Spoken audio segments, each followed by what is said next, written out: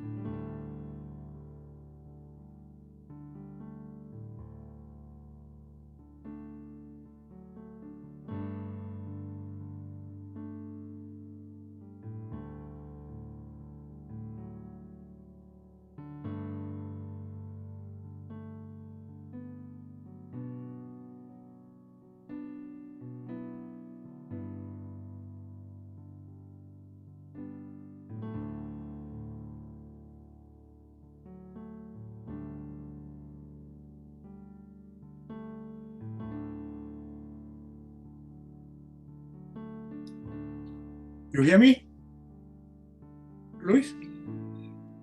Yeah, but I just have to go to the bathroom, but I'll be back in a minute or two.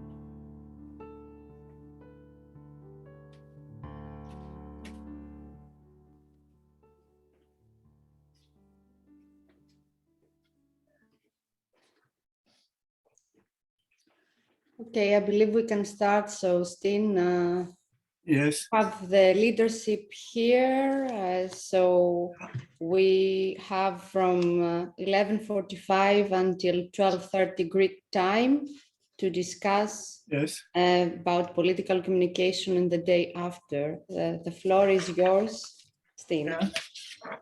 And the first one is politics, but I love your positive attitude to it. I understand. And I understand also the attitude of, I don't want to speak about politics. I mean, I know people like that really are afraid of anything that way. And it has also been a thing to break up families. But that's mainly party politics. You understand what my differentiation? Oh.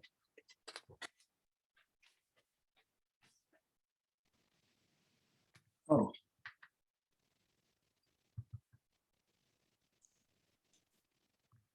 So we can see the main questions.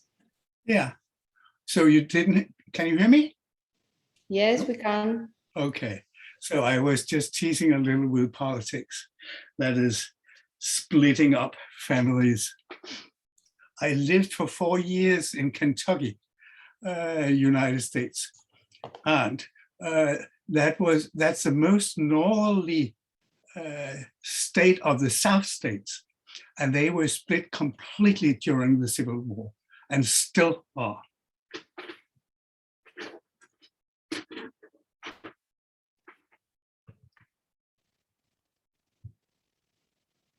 Yeah.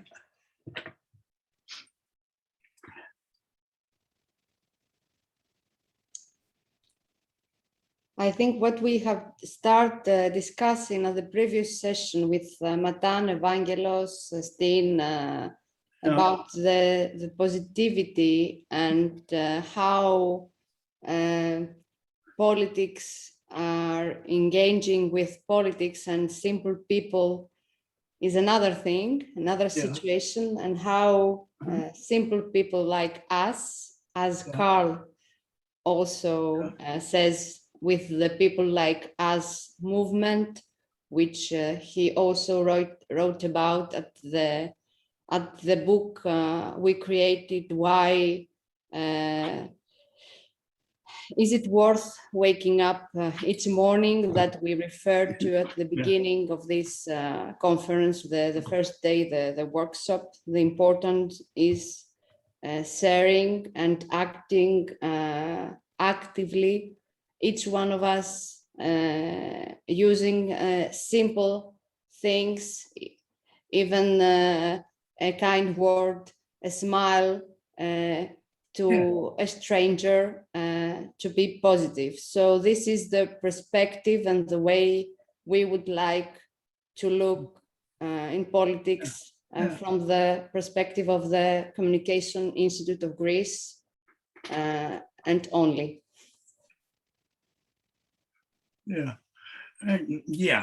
Well, my first serious article at the university had the title, it was co-authored, Upstairs and Downstairs in Politics and Meaning, Social Differences in Social Structure and Attitudes on Politics. And mostly the don't-knows, who don't know anything about politics and who are not interested.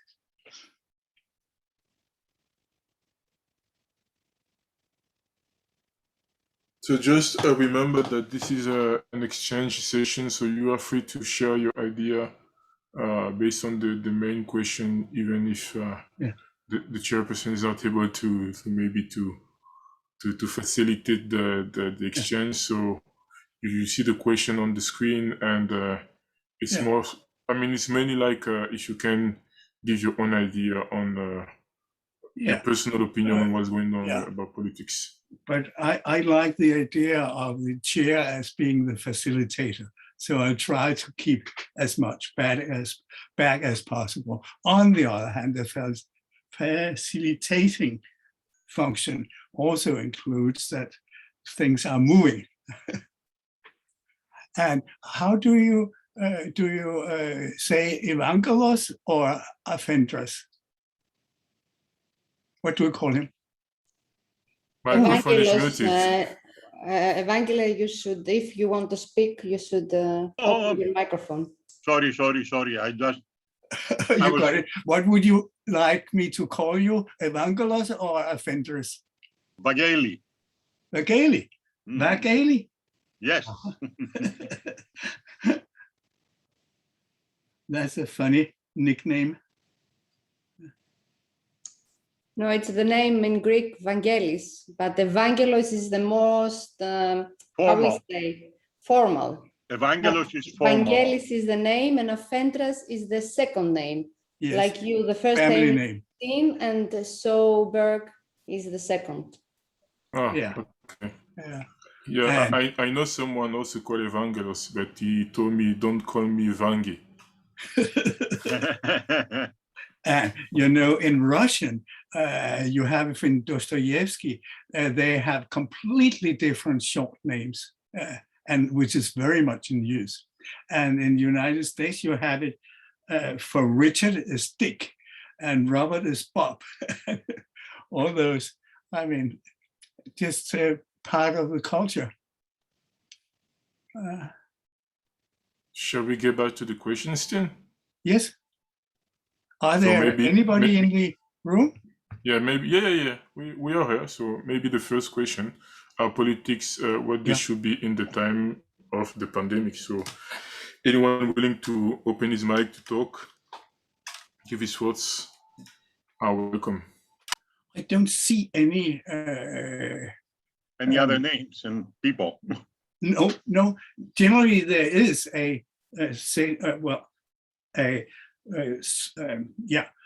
all the views of the participants, but I only see. This is an Vasilis. exchange session, Steen. Everybody can participate, anybody. I know, but I generally also have the little screens with their faces, or yeah. Normally you're able to have the screen. Yeah, but I don't have it now. Sten i højre, Yeah, op i toppen til højre, der står der view. view. Tryk på den. Og så kommer der kommer en rullegardin med forskellige. Ja, den siger standard eller side by side. Brug enten gallery eller side by side. Side by side speaker gallery. Let's take gallery. Ja, gallery. Ja, der kom den. Tak skal du have, Karl. Der går. Ja, du vil bedst lige at blive kaldt Karl eller Karl Heinz. So this was Danish, Strong Danish. very strong. Very strong Danish from guys from Was it? Copenhagen. But do you understand it? Yeah. I mean, no, I was in Almost. Copenhagen, but yeah, I sensed the strong Copenhagen accent. Yeah. I like it. I like it a lot. Now do you see anything, Steen? Yeah, Steen, is Yeah, it okay, okay. now? Okay. Okay. almost. I see you, I see myself, and I see Matt and Flo, and I see Louis, and I see Elena, and Yes. Vageli, and that's it. Yeah. So Oh, we are. There, So you came. okay. Yeah. So you can now manage your session. And Carl is there as well. Uh-huh. Yeah. Who would like to talk about this theme a little bit? The first question. Mm-hmm. Yeah. Number one, who would like to say something about our politics, what they should be in a time of the pandemic? Okay, Anybody? I will start, and maybe after that people will react because usually the first person is always Well, triggering I could give an discussion. introduction then. Should I? Yeah, if you want to. Yeah, and to me, and I use the metaphor of the pandemic or the coronavirus has been a pressure test of all systems we have, on the social systems, on universities, I mean, close to our hearts, on the economic system and certainly, and also the political systems and organizations, everything, and they all failed. I mean, all the weaknesses we see in all the different systems were coming out into the clear light because of the pandemic. And of course, I do not agree. Okay. I think that you're right when it comes to the institutional perspective. If it comes to the actor's perspective, I think we managed to do rather good. Teachers, even some politicians, even some leaders. In our case, for example, in Denmark, Mr. Brosen, which is the leader of the, what is it called, Agency of Health. And he became a pop star and he did a wonderful job. So he was, in my humble opinion, not a failure. And many of the followers, meaning members of the society, you and me, we didn't fail. Well, we managed not only to survive, but also to manage in a certain way our daily lives, our job, and even sometimes we gave something to our society or even to the global society. So yeah, but as I said, systems sometimes didn't function as they could have functioned. But this is not new. It always happens in crisis. Yeah, and to cope what Carl just said about crisis, we had a different opinion in France because I think we've been in crisis since 2019. We started with the, how do you call it, the social strike, also called the Yellow Vest or the Gilets jaunes in our country. And from the Gilets jaunes, we went to the Gilets jaunes to the Yellow Vest crisis, up to the COVID crisis. And we already seen the flaws of the politics based on the first crisis I described earlier. But I think the COVID was some kind of the culmination of the incapacity from the politics on handling the public goods of the society. And that's one part. On the other part, in France, we live in the society where the people has kind of a higher influence or higher opinion on what is going on into the country. Just remember, France is one of the main countries where the public opinion, the people killed their sovereign in order to move into a republic. So every time we get into a crisis, there's always this expectation from the people, for the politics to handle the business. And when they try to give a solution in order to cope with the crisis or any other matters that is going on into the country, we have mixed opinion. We have like one pro and one against, and it has always been like this for many years. So to respond to the question about the pandemic, are the politics what they should be in? I might say yes and no. Yes, because I mean they try to find a common solution for the country. I know because they always do something that is not ethically right. Yeah, got it. May I just comment on that by saying you have the situation in Paris right now, as I understand it, where there are so many demonstrating against the political system and out on the roads. I wonder whether the yellow jackets are there as well. Yeah, but demonstrating, protesting is part of the DNA of the French population. They've been protesting since the Bastille takeover, since July 14. I mean, it's like if you are in France and you cannot protest, you're not French. Yeah. The only way we recognize us as French people is the ability to protest, the ability to always be against something, even though if these things can be benefit from the society. And we talked about that, I think, yesterday, when it comes to the news information we had in our country. We are basically, as I said yesterday, surrounded by information given by the media, which are somehow owned or intermediately owned by the state.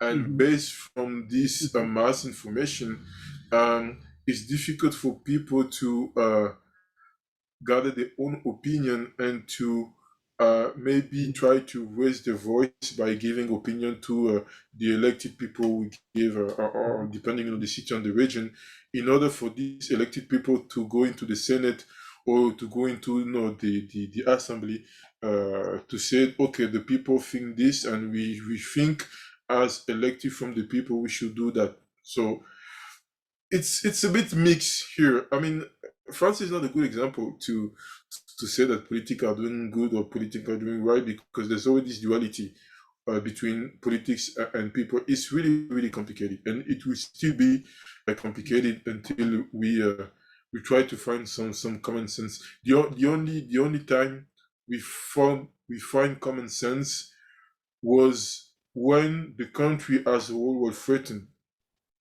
internal threats like terrorists, or external threats like the World War II and the Cold War.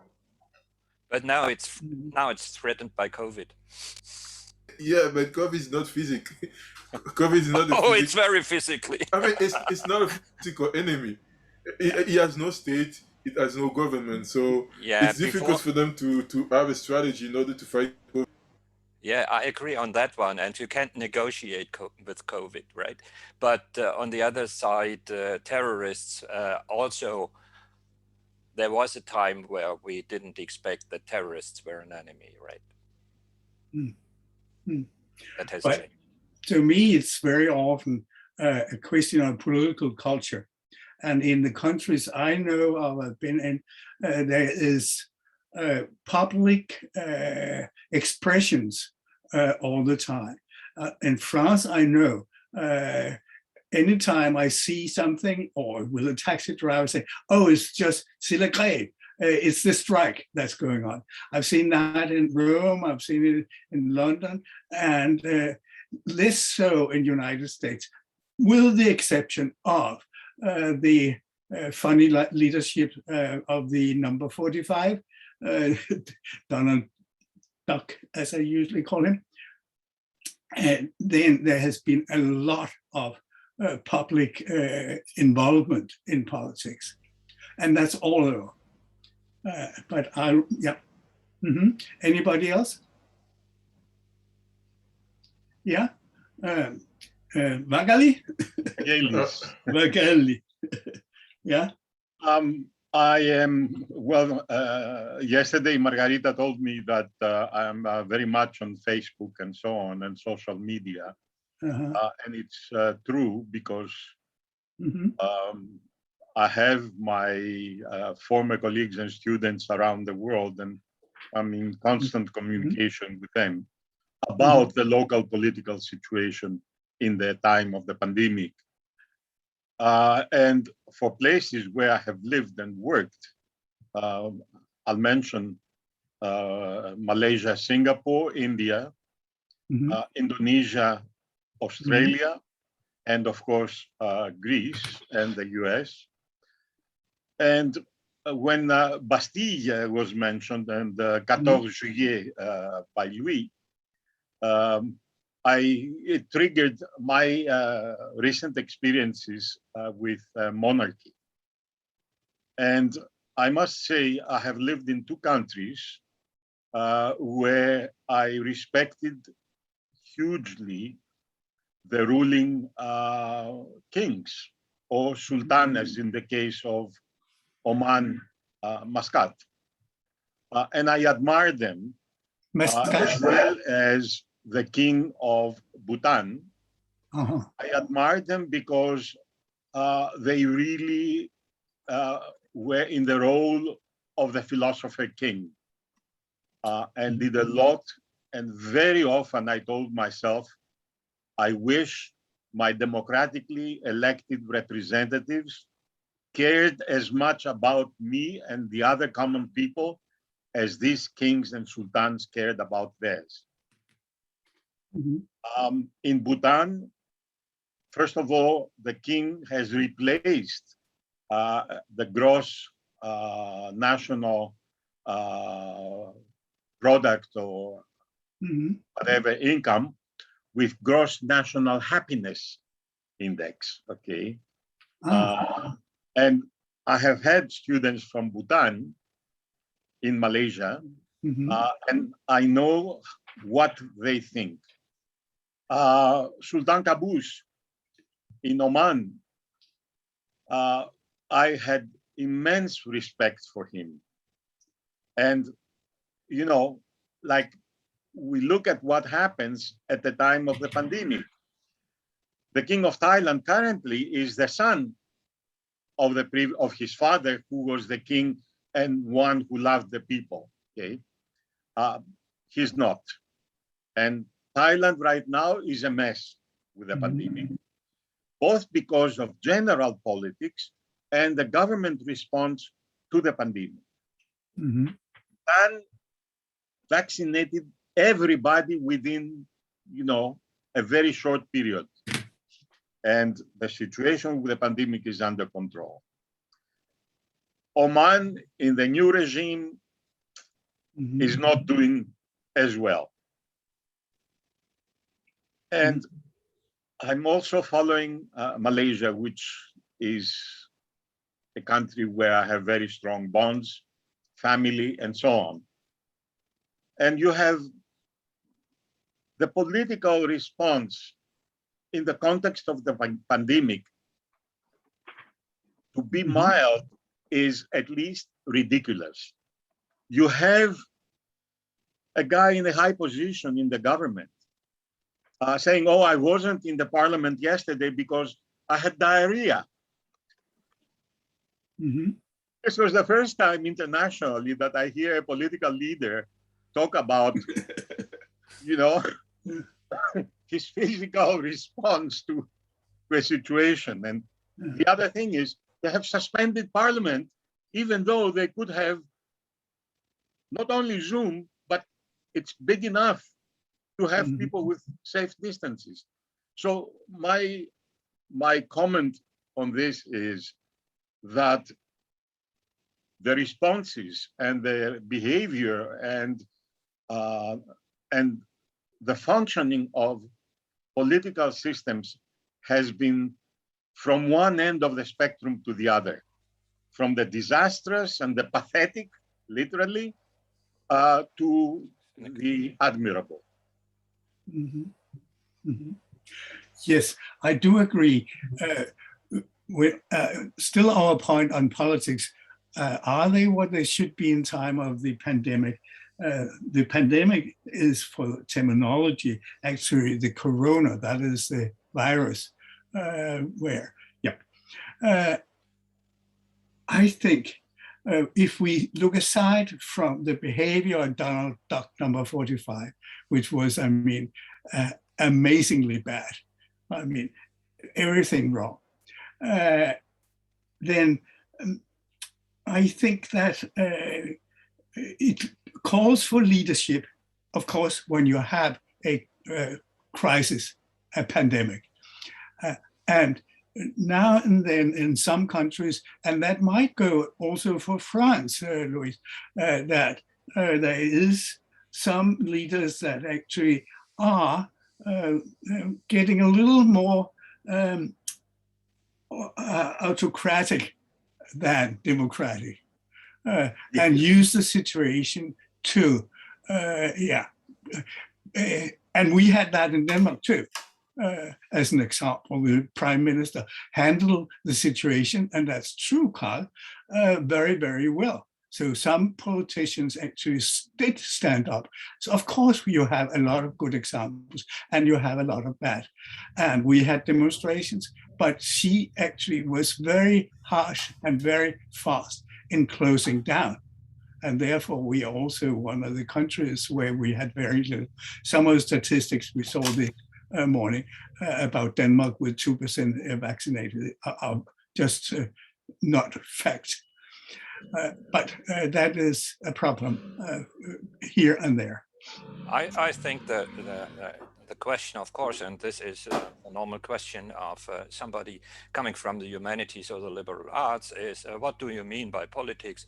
What do you mean by what they should have been? So in my opinion, and I said that before, I wanted to stress politics is also you, and me, and not only some leaders. And when it comes to leaders, really leaders, I mean, then of course it's not necessarily the prime minister or the sultan or the king or the queen in our case. In my opinion, the pandemic gave the political system, if it is a system, the political interaction gave the chance to new leaders that became leaders because of the pandemic and the management of the pandemic. They were kind of crisis managers at the same time, and they got leaders and people attached authority to them, even in the US to Mr. Fauci instead of Mr. 45. So it depends what you mean by politics. And Yes. my opinion is we should not just give the responsibility to anybody else without also taking part of the responsibility. And of course, there are political systems where this is impossible. And this is a problem. This is a democratic or undemocratic problem. May I just ask, is it true we just have a quarter an hour more? Yeah. Okay, then let's move on a little. Just to finish politics, I am a political scientist, actually an economist, but politics is generally defined as power, who's got the power. And well, I can expand on that, but I won't. Number two, then, examples to follow and examples to avoid, and also some of the other ones who haven't said anything yet. Are there anybody else who would like to join so we are not only free for discussing? Any other?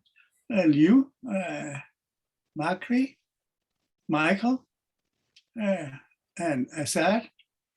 Huh? Are there any? Are they there? Yeah. Okay. We are the loudest voice in the session, that's why. Like what? We are the loudest voice in the session. Okay. But I propose But that then I want others to participate. Dear Steen, take it as a whole.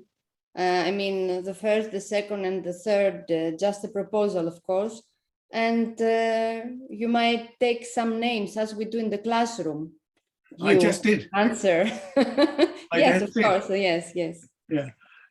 Well. I mean, if I can, maybe I should start, and usually one start and the rest follow. On the question number 2, example to follow and example to avoid. As I said, I can't say that France is the best example, but I can also say that depending on the situation here, they try to find the best solution as possible. And I think, and Carl mentioned it before, I think you also mentioned it before, Steen, depending on the leadership, there's some crisis, and I wrote this paper, I think 5 years ago. I actually presented this paper in my first appearance in ICCM, actually. And the paper was about understanding the value of the European Union, European institution, when it comes to handling crisis. and to come back to national perspective, I think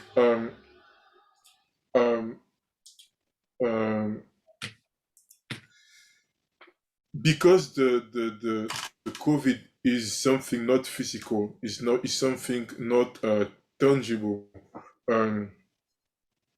We try to find the best solution that convey in our country, depending on our national interest. Something that I don't really like of the example from France is always this tendency to compare how do we handle the situation of the pandemic based from the other country. I had the chance every time the prime minister were talking about the situation in France, is always starting by saying, okay, basically, we are doing fine. We do not have the capacity yet to handling the crisis, but we are doing fine. At least we are doing better than other countries such as Belgium, Denmark, etc., etc., etc. So this is always the beginning of the speech of the prime minister and almost the president.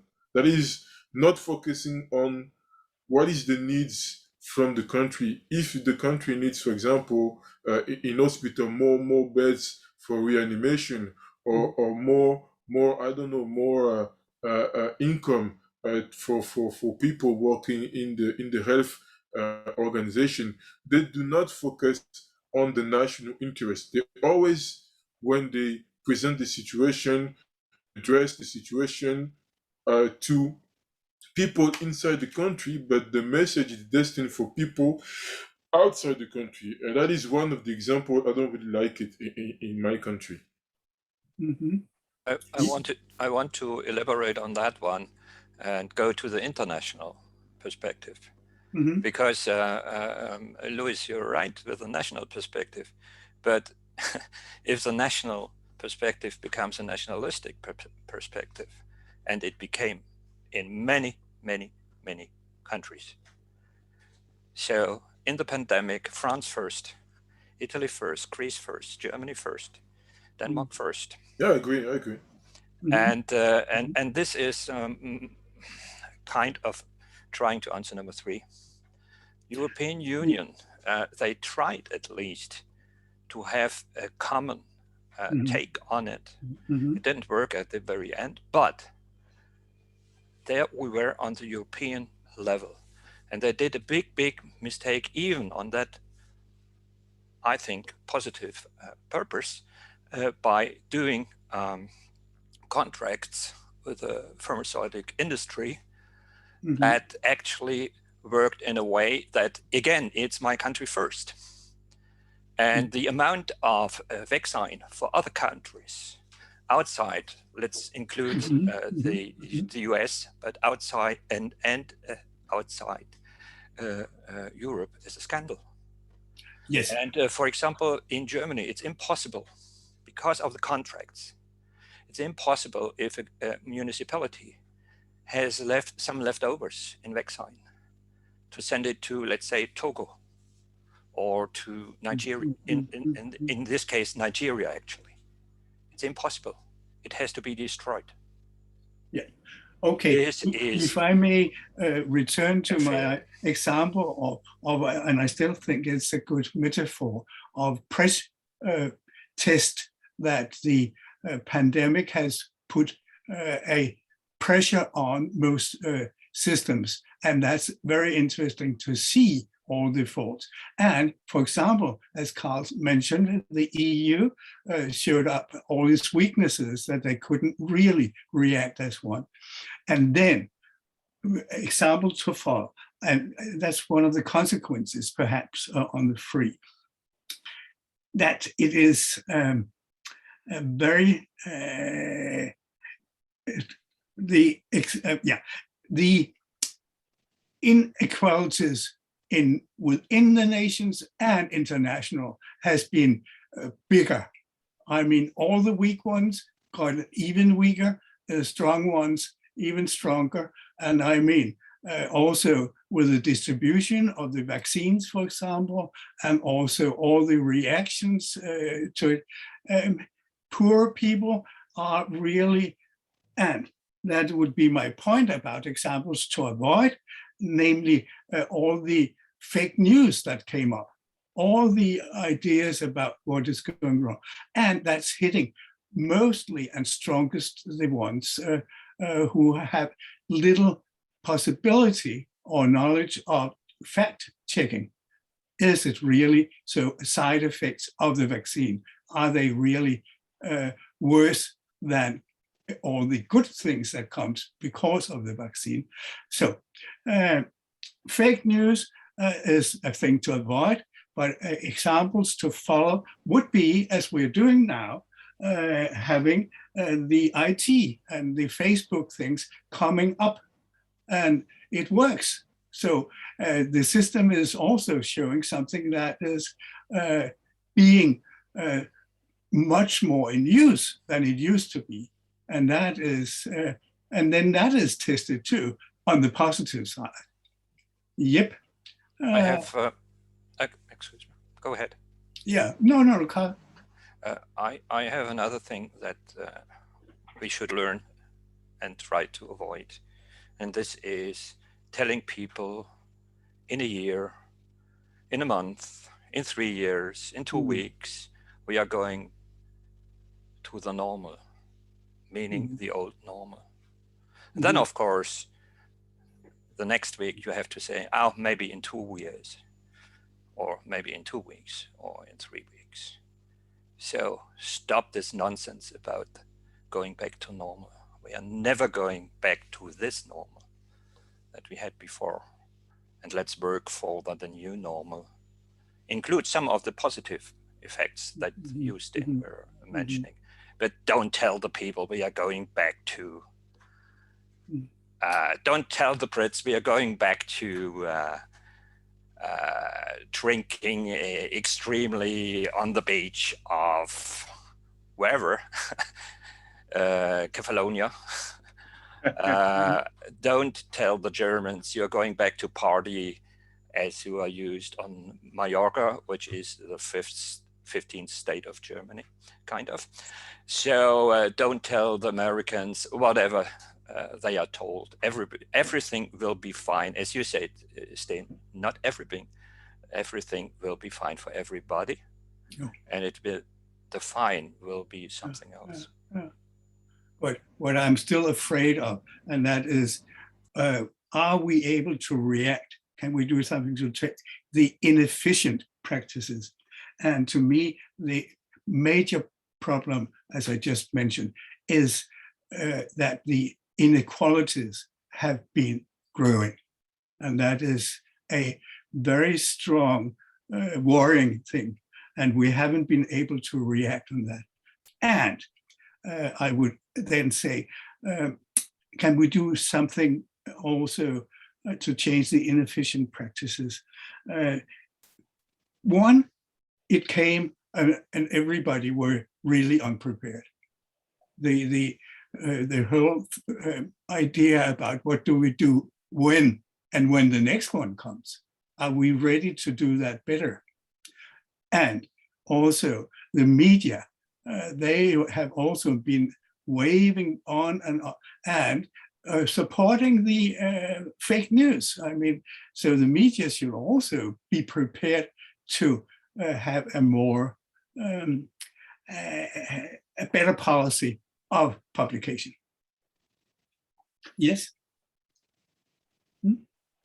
We have 2 more minutes, Steen. So maybe one. I'm aware of it. But I was just asking, trying to find out somebody else.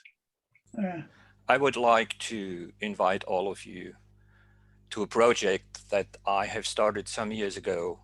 It's a kind of an experiment, thinking experiment. It's about sustainable and responsible communication. What is this? I don't know it, but we have to think about it. When it comes to pandemic, when it comes to SDGs, when it comes to climate crisis, and so on and so forth. What is responsible communication? Looking at the one you are communicating with, not to, and on the basis of respect. That may be one of the values.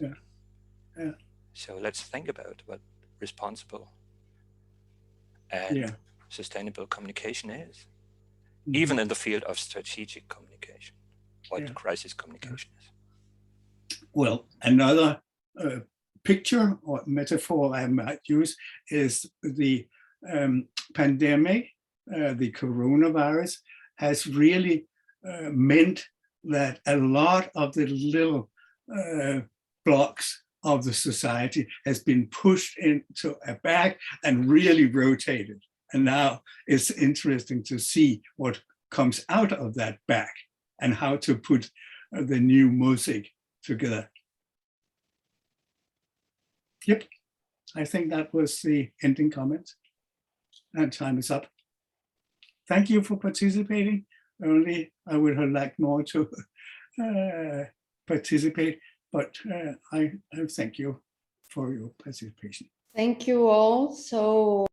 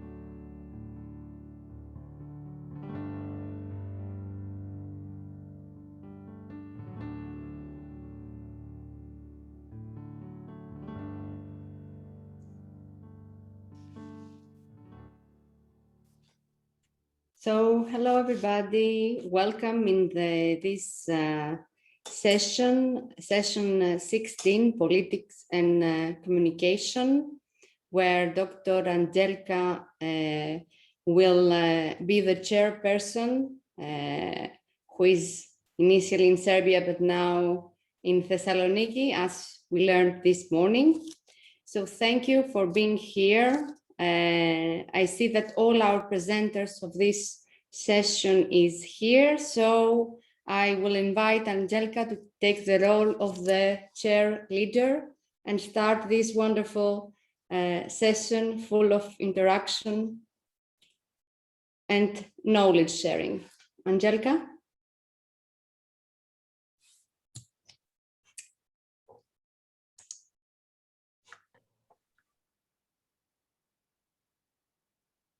Just a second. I just would like to ask some technical question. It's supposed to be recorded by myself or somebody is taking care of it? No, it's taken care. Good, because sometimes I have not very good Wi-Fi signal, and please take that in account. Nothing to worry about. Margarita, I'm so happy to be here with you. And when I'm thinking why you choose me to chair this session, I just could find the connection because I was once in a politics, and about 20 years ago, I was the Minister for Protection of Natural Resources and Environment in First Democratic Government of Serbia. And this is my only connection with the politics, because I hold that position as the expert. And I hope that, of course, I learned a lot at that time and after that, but I'm really happy to hear the opinion of the people dealing with communication about the issue. Now we could start. I think we have 5 papers. First one is by 3 authors, Thomai, Voulgari, Vasilis, Vasilopoulos, and Antonis, Skamnakis. They will present the research on the role of Twitter bots in political discussion on 2019 European election. Please take the floor. Who is the presenter? Hello, good afternoon. Mrs. Voulgari, please. Yes, first of all, I congratulate you on the success of the conference. It was really well organized. Presentations are of very high quality.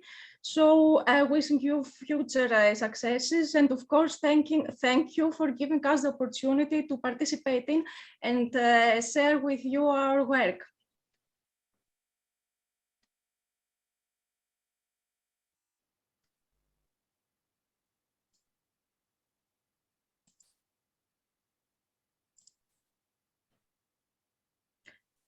So is it clear?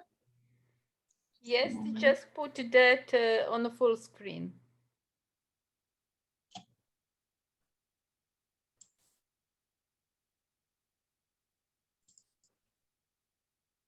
Yes, good. Thank you.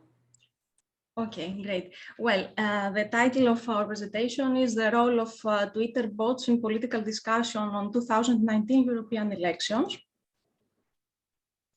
The aim of this research is to provide information about the role and activity of bots, troll factories or automated social media accounts in the political discussion on Twitter.